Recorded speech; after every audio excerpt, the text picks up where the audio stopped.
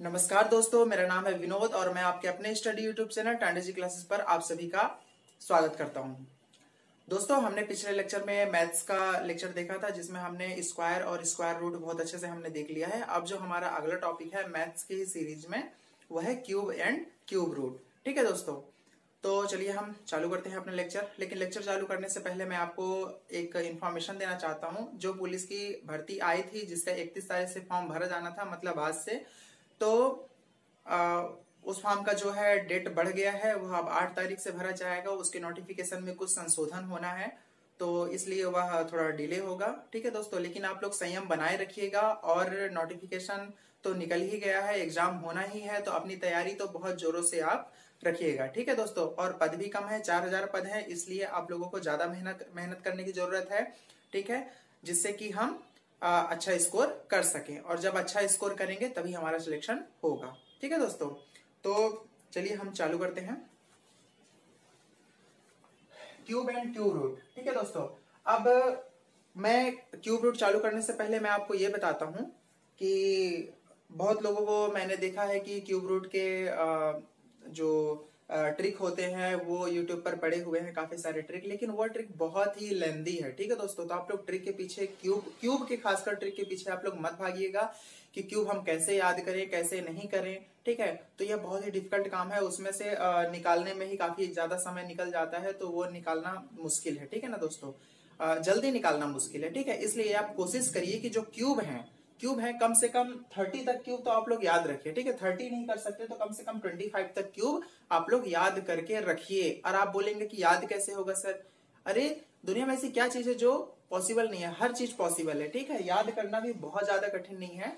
आप इसको daily basis पे यदि आप लिखना चालू कर देंगे, डेली आप अपना रूटीन बना लीजिए कि डेली हमें क्यूब लिखना ही लिखना है। ठीक है, तो आप एक बार बस याद कर लीजिए, याद करने के बाद बस लिखाई चालू कर दीजिए। यदि आप लगभग 8 से 10 दिन तक यदि आप इसे लिख लेते हैं तो आराम से आपको क्यूब याद हो जाएगा, जिंदगी भर के लिए कभी नहीं भूलेगा। ठीक है दोस्तों, तो उस प्रकार से आप याद कर सकते हैं। ठीक है, तो इसको आपको कोई ट्रिक से निकालना नहीं है, कम से कम आप 25 तक की क्यूब तो याद ही रखिए। ठीक है, हम क्यूब रूट निकालना सीखेंगे इस लेक्चर में। खासकर हम क्या निकालना सीखेंगे? क्यूब रूट निकालना सीखेंगे कि क्यूब रूट कैसे निकालते हैं, वो भी चंद सेकेंडों में। ठीक है दोस्तों, तो चलिए हम पहले एक बार इसको देख लेते हैं।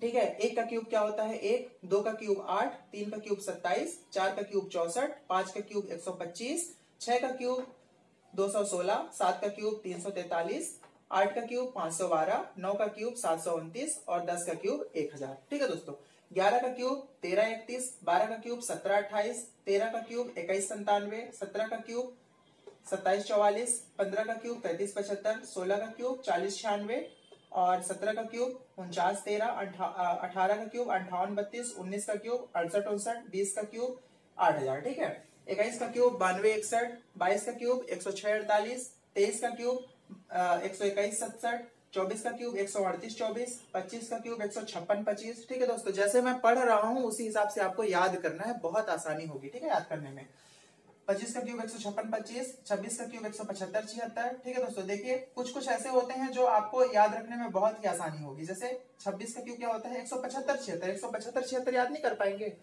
और 27 का क्यूब 19683, 28 का क्यूब 219 52, 19 का क्यूब 243 89। ठीक है, 30 का क्यूब 27000। ठीक है दोस्तों, तो ये इस तरीके से आपको याद करना है, तो याद रख लीजिएगा। ठीक है, जो हम मेन चलते हैं तो हम इसमें इस लेक्चर में हम यह देखेंगे कि क्यूब रूट कैसे निकालते हैं। ठीक है दोस्तों, क्यूब रूट कैसे निकालते हैं, यदि आपको कोई क्यूब दिया हुआ है तो आप उसका क्यूब रूट कैसे निकालोगे। ठीक है, तो जैसे चलते हैं हम, जैसे इसी में से हम ले लेते हैं। जैसे हमने ले लिया 17576। ठीक है, 17576 हमने ले लिए। पहले तो आप क्यूब निकालने से पहले आप ये देख लीजिए कि इसमें क्या क्या सिमिलरिटीज हैं। ठीक है ना, क्या क्या सिमिलरिटीज हैं आप देखिए। यहाँ पे जो 1 है तो यहाँ भी 1 है। ठीक है, और यहाँ पे 2 है तो क्या हो गया? यहाँ पे 8 हो गया। ठीक है, 2 का किस में चेंज हो जाता है? 8 में। और 8 का किस में चेंज हो जाता है? 2 में। ठीक है, 3 का किस में चेंज हो जाता है? 7 में। ठीक है, और 7 का किस में चेंज हो जाता है? 3 में। ये यूनिट डिजिट की मैं बात कर रहा हूँ दोस्तों, इसका काम आएगा अभी। ठीक है, मैं बताऊंगा कि इसका काम कैसे आएगा। ठीक है, बाकी सबका सेम है। 1 का 1 हो जाएगा, 4 का 4, 5 का 5।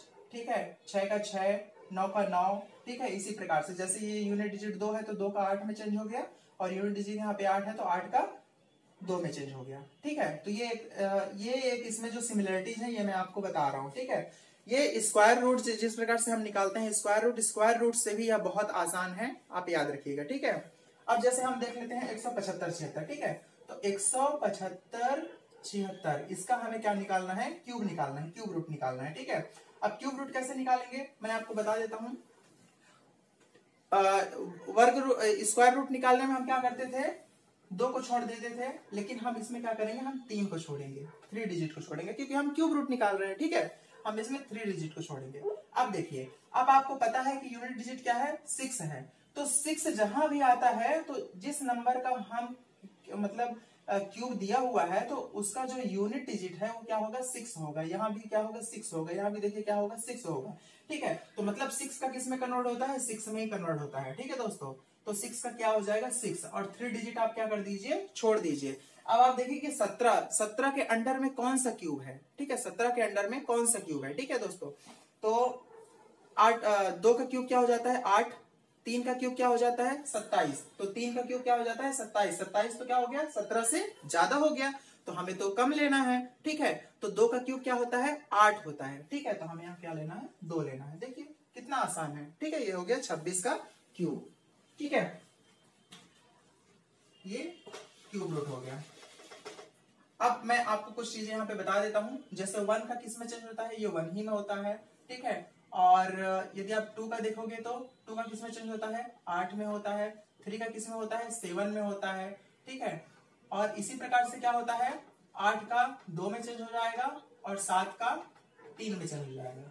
ठीक है ना दोस्तों, ऐसे इस प्रकार से हो जाएगा, और बाकी का सबका सेम रहेगा। ठीक है, और 4 का 4 ही रहेगा। ठीक है, और 5 का 5 ही रहेगा। ठीक है, तो ये तो बहुत आसान है, आप लोग याद रख लेंगे। ठीक है ना, याद रखने वाली बात यही 2 चीज है कि 8 का 2 में चेंज हो जाएगा, और 2 का 8 में चेंज हो जाएगा। ठीक है, और 3 का 7 में चेंज हो जाएगा, और 7 का 3 में चेंज हो जाएगा। ठीक है, अब बाकी आप एक और देख लीजिए, जैसे ये देख लीजिए 196 83। ठीक है, 196 83। ठीक है, ये हो गया क्यूब। अब इसका हमें क्या निकालना है, क्यूब रूट निकालना है। तो 3 का किस में चेंज हो जाता है दोस्तों, मैंने क्या बताया था, 3 का 7 में चेंज हो जाता है। तो हमने यहाँ पे क्या लिख लिया, 7 लिख लिया। अब 3 डिजिट हम क्या कर देंगे, छोड़ देंगे। अब 19 है, तो 19 के अंडर में किसका क्यूब आता है, 19 के अंडर में कौन सा क्यूब आता है। ठीक है, 2 का क्यूब क्या होता है, 8, 3 का क्यूब 27, ज्यादा हो जाएगा, तो ऑब्वियसली ये 2 ही आएगा। ठीक है, कितना आसान है, देखिए आराम से आप निकाल लेंगे। तो ये हो गया। हम कुछ एग्जाम्पल लेते हैं। ठीक है दोस्तों, हम कुछ एग्जाम्पल लेते हैं।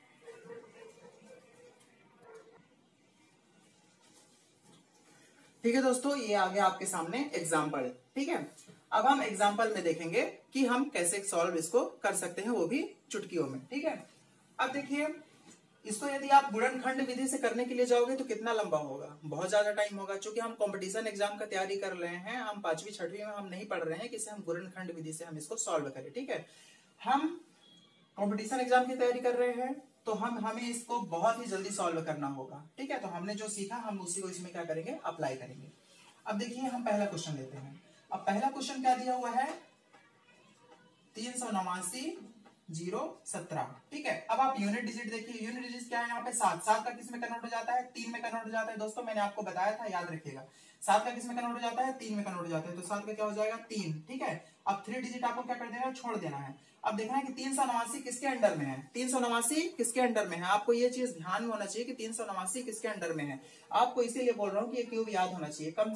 ठीक है, तो फिर 6 का क्यूब क्या होता है, 216, अभी भी कम है। ठीक है, 7 का क्यूब क्या होता है, 343। ठीक है, अभी भी कम है। 8 का क्यूब क्या होता है, 512। तो 512 क्या हो गया, 389 से ज्यादा हो गया। तो ये किसके क्यूब के अंडर में, 7 के क्यूब के। तो इसका आंसर क्या आ गया, 73। ठीक है दोस्तों, अब इसी प्रकार से हम अगला लेते हैं, अगला एग्जाम्पल, सेकंड एग्जाम्पल। ठीक है, ये अब देखिए कितना है, 551 368। और हाँ, एक बात और बता देता हूं दोस्तों कि ये परफेक्ट क्यूब का है। ठीक है ना, ये यदि परफेक्ट क्यूब रहेगा तभी निकल पाएगा।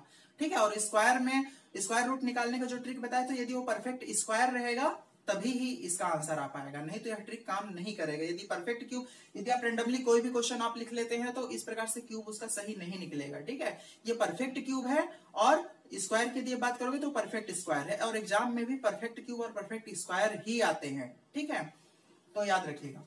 अब इसका हम देख लेते हैं, ये 8 है तो 8 का किसमें कन्वर्ट हो जाता है, 2 में कन्वर्ट हो जाता है, ठीक है। अब 3 डिजिट आप छोड़ दीजिए तो 551 है, तो 551 किसके अंडर में आता है, ये देखिए 8, 512, ठीक है ना, तो 8 आ जाएगा। इसका आंसर क्या हो गया, 82, ठीक है। और अगला क्वेश्चन हम देख लेते हैं, 175 616, ठीक है। अब इसका क्या आएगा, 6 है, 6 का 6 में ही कन्वर्ट होगा, ठीक है, कोई चेंजेस नहीं। अब 175 किसके अंडर में है, ठीक है, किसके अंडर में है दोस्तों, 5 का क्या होता है 125, 6 का यदि आप देखोगे तो 6 का क्या हो जाता है 216, तो 5 के अंडर में है, तो मतलब ये किसका क्यूब रूट हो गया, ये 156 का, ठीक है। अब देखिए चौथा में क्या है, 117 649। अब हमें इसका क्यूब रूट निकालना है, 9 का किस में कन्वर्ट होता है, 9 में ही होगा, ठीक है। अब 117 किसके अंडर में है दोस्तों, ठीक है। 4 का क्या होता है 64, 5 का क्या होता है 125 ज्यादा हो जाएगा तो क्या आ जाएगा 4, ये हो गया आंसर, ठीक है। और एक और बच गया लास्ट, ठीक है दोस्तों, ये आपके होमवर्क के लिए है। यदि आपको समझ में आया तो आप इसको जरूर कमेंट में बताइएगा कि इसका आंसर क्या होगा, ठीक है दोस्तों। तो यह लेक्चर कैसा लगा आप लोगों को जरूर बताइए, यदि अच्छा लगा तो लाइक कीजिए, सब्सक्राइब कीजिए, शेयर कीजिए, ठीक है दोस्तों। तो ये रहा हमारा लेक्चर, ऐसे ही वीडियोस आते रहेंगे आपके लिए, अच्छे मैथ्स के टॉपिक अभी सीरीज चल रही है तो, ठीक है। तो आप लोग अच्छे से तैयारी करिए, और बहुत बहुत धन्यवाद हमारे इस चैनल को सपोर्ट करने के लिए। आपसे निवेदन है कि हमारे इस वीडियो को और ज्यादा शेयर करिए, और अपने स्टेटस और फेसबुक ग्रुप जो भी ग्रुप है उनमें इस चैनल को फैला दीजिए, ठीक है दोस्तों, आपसे यही निवेदन है। चलिए चलते हैं, अपना ख्याल रखिएगा।